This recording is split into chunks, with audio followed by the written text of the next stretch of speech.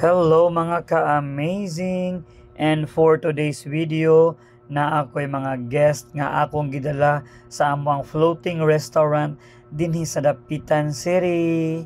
Ang ako ang mga guest mga ka-amazing gikan pigid sa grabe kalayo nga lugar, ang LGU Malungon, Sarangani Province. So kay nag-book man sila sa ko ang mga ka-amazing og 3 days and 2 nights dinhi sa Dapitan City, and sa ikaduha nga adlaw kay medyo wala naman kami activity kay mag ligo-ligo naman sila sa dakak mga ka-amazing.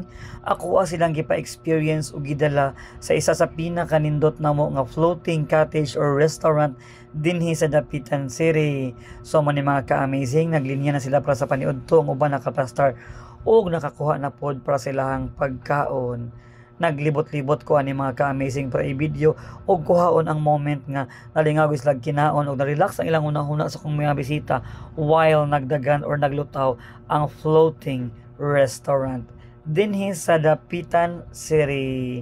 So mo ni siya mga ka-amazing, nasa escort silang mayor, ang mga pulis or sundalo ba ni siya, and then ang uban wala pa gyud magkuhag pagkaon. Okay, mga ka-amazing, ako lang yung ipabalo nga grabe gid kabuutan ni sila nga mga guest nako, promise. Ang ilabi tong mayor kay Loki kaayo, dili nimo siya mailan nga mayor, mura lang siya natural, ingon ana lang, dili pa sa lahi ra gid siya. Then very approachable, smiling kaayo si mayor. Okay, so nagkuha nagpagkaon ng uban, nagkuha na pod og mainom og mga dessert pod ani nga time. Lami kilang pagkaon ani Nashlay manage lunch buffet og si ma'am nagkuha og video.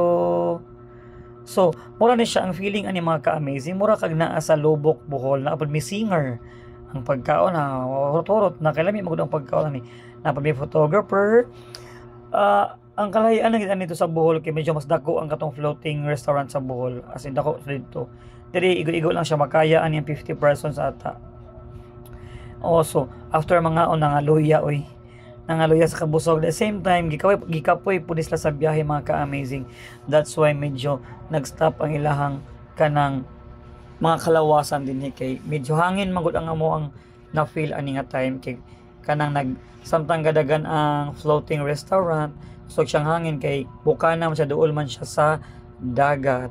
So ang kani siya nga floating restaurant mga ka-amazing, mudagan siya mga isa ka oras og tunga or duha depende sa operator bago siya mobalik sa giagian. Super kalingaw og ka-okay ang tanan, that's why nag-enjoy og nabusog gid ako mga bisita nga gikan pa sa LGU Malungon, Sarangani Province. So thank you so much for watching mga ka-amazing.